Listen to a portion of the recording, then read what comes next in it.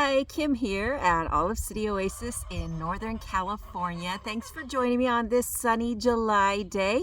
Today we're going to talk about, foods you can grow as alternatives to others that might cause you stomach problems. And boy, do I know how to speak to this because I've been living with it my whole life. Today we're going to focus on 3 veggies that I grow as alternatives to 3 popular, delicious veggies I would like to be able to eat, but I simply cannot. Now, stomach issues, whether that be IBD, IBS, just intolerance to different foods, whatever is causing it, not really what we're going into today. What we're going into today are things you can eat that might just be way easier on your system. I know they have been on mine. Now, through the decades of living with major stomach pain, I have learned a lot of things about what works for me. Of course, what works for me might not work for you. However, there are a lot of general things that I think work for most people that have digestive problems. So I'm doing another video, which will come out right after this one, that goes through some very simple but very effective things I put into place in my life that have so immensely helped me to reduce my stomach pain level to almost nothing. You know, unless I cheat and break the rules I've set for myself, I mean. And that's what it's all about, really experimenting and learning what works for you. But it really helps to have, a base, somewhere to start from to explore what might work for you and what might not. So that video will be coming out right after this one. Now, we all love good, delicious veggies. That's one of the main reasons we grow our gardens, isn't it?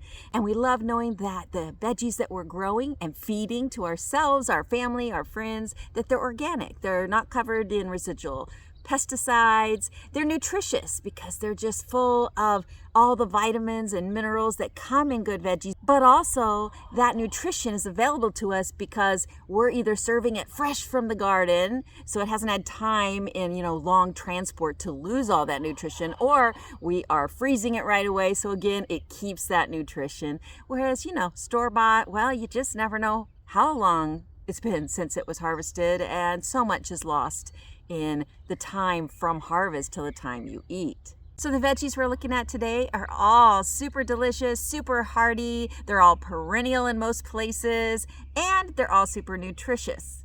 So let's get started now. What is the first veggie that I grow to replace another veggie that is so much better for my stomach?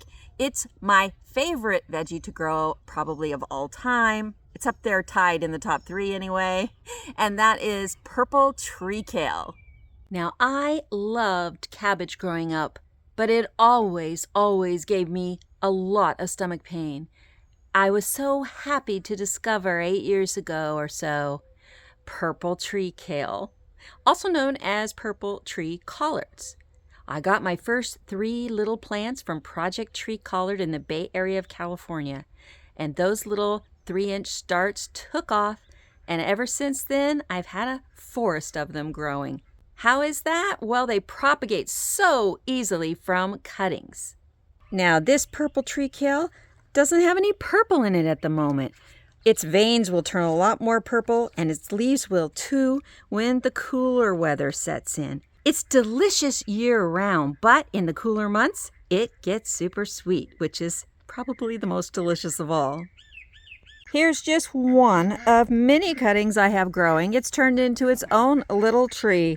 Stuck it in this container right here, and it has grown enormous. I will probably take each of these branches here as cuttings to start huge new purple tree kale plants. I guess the only downfall to purple tree kale, in my opinion, is you do need to stake it if you want it to act like a tree. Because if you don't stake it with a very heavy-duty T-stake, it turns sideways. Granted, it then eventually turns upward again. But if you don't stake it super well, probably a lot better than a piece of yarn tied to some hardware cloth, it will go sideways. Even though, again, it will also turn upward.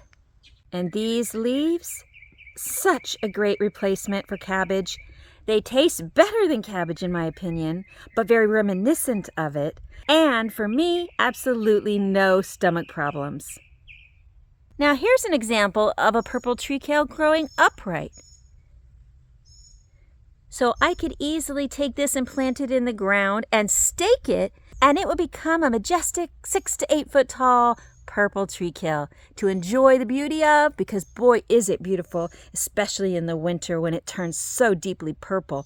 Here you can see, I think maybe in this bright sun, the purple stems, but yes, the purple veins and the leaves will actually turn purple and huge, bigger than my hand, probably 4 times as big as my hand, maybe even more sometimes, in the winter.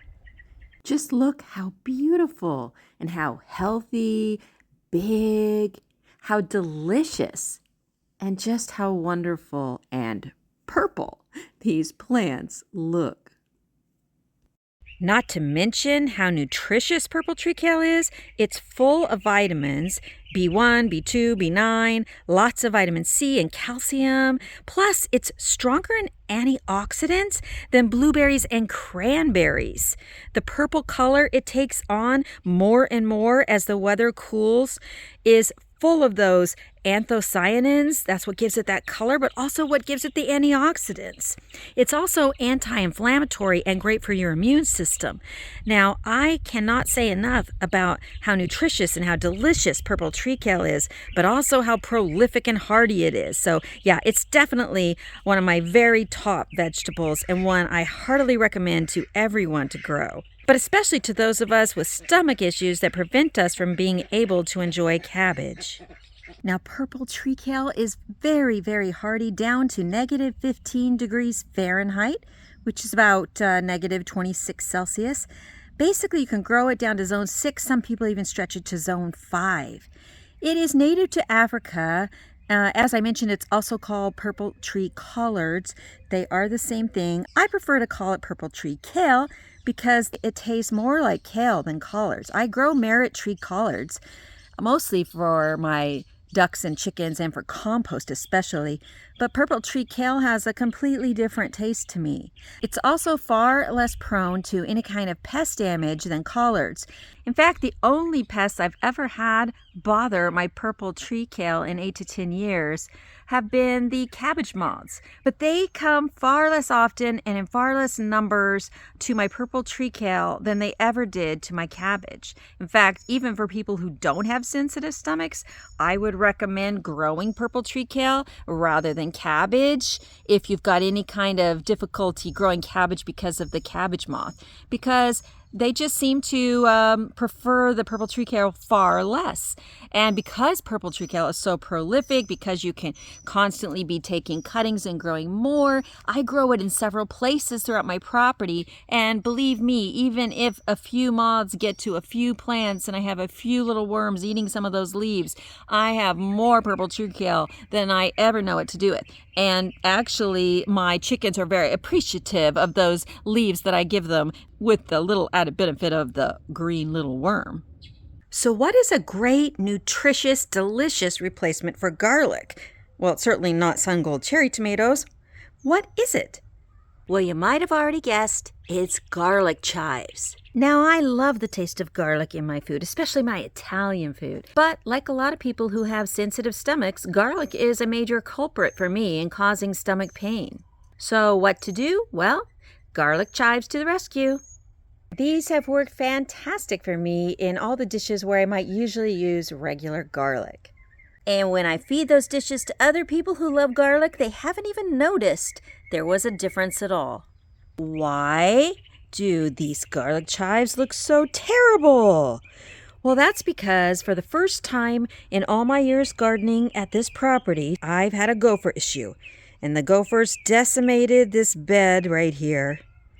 They got to the roots of all the plants. They all died, except for these. Now, the thing is, I thought these were dead too. They all look like that. There was no green amongst this little plot here until about 3 weeks ago, maybe less than that. Suddenly, new shoots appeared. Right, BB-8? Yeah, new shoots appeared, and I said, I should have trusted the garlic chives because garlic chives are so hardy. They're perennial from zones 4 to 9, and they don't mind full sun, all kinds of heat. The heat never bothers them here, no matter how hot it gets. Right now they're in shade because they get shade till about 10:30 a.m. and then they're in full hot blazing sun the rest of the day till sundown, which is around here in the summer around 9:30. But yes, just when you think your garlic chives are shot, done for, dead, expired, nope, they shoot up more. And in fact, they spread so easily. Look here. Even amongst these plants that were making a comeback, I have new plants that I can dig up and put in other places. Here's some more. They're just everywhere. All of these can be separated and put somewhere else. I'm going to put a bunch in containers so that if I can't solve this gopher problem, which I assure you I will figure out how to do that, but if I can't, I'll have plenty of garlic chives to enjoy, no matter what. And if I move in the next couple of years, which I fully intend to do, I'll have plenty to take with me. Now, I mentioned garlic chives are super nutritious. They are full of great things for you. Vitamin A, vitamin C, vitamin B1, B2, beta-carotene, iron, calcium, potassium. I feel like I must be leaving something out because they're just packed with nutrition. And that they're just these delicate little green blades. And they are also packed full of flavor. They have a very strong garlic flavor. Not as strong, of course, as regular garlic. But in my opinion, it's much stronger than, say, a garlic powder that you might get from the store. Garlic chives are also anti-inflammatory, and they're said to very much promote digestion. And I've definitely found this to be true. They've never given me any stomach problems whatsoever. So again, this little patch of garlic chives might look a bit ratty, but it still is producing great tasting garlic flavor for me to use in my cooking. Plus, as I was reminded recently on one of my fellow YouTubers' channels, Greta's Garden, you can wait for at least some of your garlic chives to go to blossom. They have pretty purple or white blossoms, which you can use to infuse oil or vinegar to have another great way to enhance your cooking. Not to mention, the blossoms are beautiful. Bibi says to come back and check in on how our garlic chives look in a future garden tour once they've, fully recovered. So the second replacement I use for garlic is society garlic. Look at those pretty blooms. And can I say this is the worst this plant will ever look? It has just been through 2 weeks of 110 plus degree Fahrenheit weather. We even had it up to 118 one day. So yeah, it's pretty tired looking, and yet it still looks nice. Not only that, but it smells absolutely divine. Kind of like lemon verbena, society garlic is a plant I grow almost completely for the smell. It is beautiful and it is delicious. It has a mild garlic flavor when you saute it in like a stir fry, or when you use it fresh, raw in a salad. And it does give you that garlic flavor, not as strong as garlic chives, but it is definitely there. And the smell is all garlic. This is a great companion plant to grow because pests don't like the smell of it. They don't like any strong smells, really, especially things like garlic. Now, society garlic is an African herb, and in Africa, it's often used for heart health and lowering blood pressure and as a digestive aid. But I'll get more into medicinal benefits of society garlic in another video. For today, I just wanted to highlight the fact that you can cook with it, or again, use it fresh in salads. It's good in soups too. So yes, society garlic, otherwise known as sweet garlic, or sometimes pink agapanthus, although I think its blossoms are more a lavender color. The scientific name of this plant is Tulbagia violaceae. I think I got that pronunciation right. And to be honest, I would not have a garden without society garlic in it. In several places. It's even at home in your flower gardens. It's definitely at home on my menu. It never gives me any stomach issues at all. So if you find that garlic chives are still a little too strong for you, they still cause a few stomach issues, then go ahead and give society garlic a try. Both the leaves and the flowers are edible. Now, of all the plants I'm showing you today, this one is the least hardy, as in it only goes down to about zone 7, maybe slightly lower. However, it is well worth growing even if you have to grow it as an annual, but it grows very fast and the leaves are quite aromatic even from the beginning, so it does its job as a companion plant, as a beautiful aroma for you to smell in the garden, and as an edible plant for you right from the start.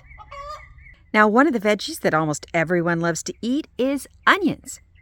We also like butternut squash and zucchini and, yes, cherry tomatoes, but onions are one of the favorites, probably because we use them to enrich and highlight the flavors of many other dishes when we're cooking. Sadly, though, onions are one of the veggies that cause major problems for many of us with stomach issues. Still, we have an answer. And that is a great answer, actually. Walking onions. Egyptian walking onions. These are just a few of the, not hundreds, but thousands of walking onions I have growing around this property. Walking onions have never given me any stomach problems at all. Now, walking onions are sometimes called top-set onions. They have little bulbils that come out on top once or twice a year. And those can be popped off and tucked into the ground somewhere else, and they will produce new plants. They're given the name walking onions because the weight of those top-set onions often bends over, touches the ground nearby, and produces the plant all on its own naturally. Let me show you some pictures of walking onions in all their different stages now. No matter how many times I see this, the way these plants reproduce is so fascinating to me. Nature really can be amazing. In addition to eating the green part of the walking onions, which is so delicious and a wonderful onion flavor, I personally like them better than the regular green onions that you would grow. You can also eat the bulbs that are in the ground. Now, normally, of course, these are small. Now, here's an example of a top set of small bulbils taken off the top of a walking onion. You can see how tiny these little bulbils are. And if you set this into the ground, it's going to grow you a nice new bunch of walking onions. But these get bigger, much bigger. 2 years later, those small bulbs in the ground will get this big and even larger. And so once you have hundreds, if not more, growing like I do, you can start harvesting the bulbs and using them in your cooking too. And these also have not caused me any stomach issues at all. Whereas when I eat any little bit of a regular onion, well, those cause me some major stomach pain. So I am a firm believer in walking onions, whether I grow them for a few years and harvest the bulbs, or as I more usually do, I just harvest the greens and use them in all my cooking.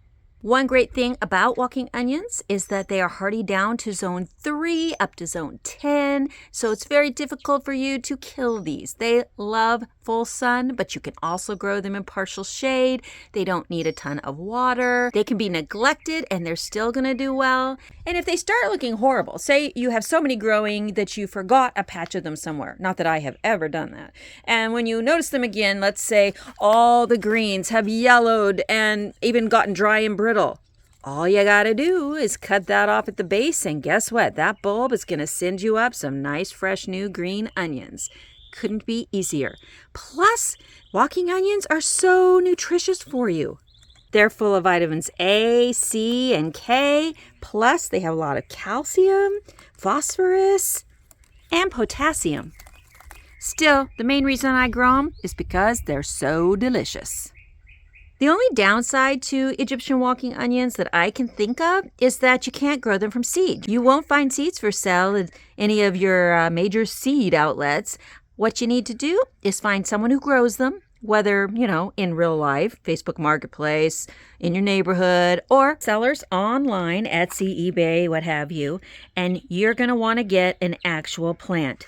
They'll just pull a few of these up out of the ground, probably cut the greens off to within a ½ inch to an inch from the bulb, or maybe they'll send you a few top sets like this.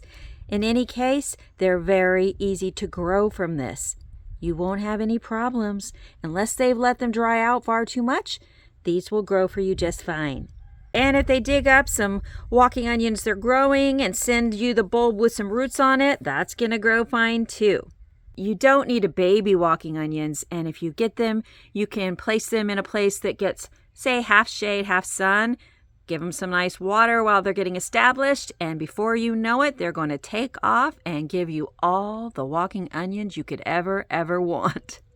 Now, if you are interested in hearing some of the ways that I found, easy ways and effective ways, to help me deal with the major stomach pain I experienced the first basically 2/3 of my life, well, go ahead and watch the video that I'm going to put up just after this one. I will link it in the description below as well as at the end of this video. Thanks for joining me today. I hope that you will try growing these veggies if you're not already. And if you grow an alternative veggie, something that you found to be super easy on your stomach, please share in the comments below. I'd love to add to the list, and I'm sure everyone would love to hear about it. Until next time, happy growing, and remember, you can create the life you want, so why not start right now?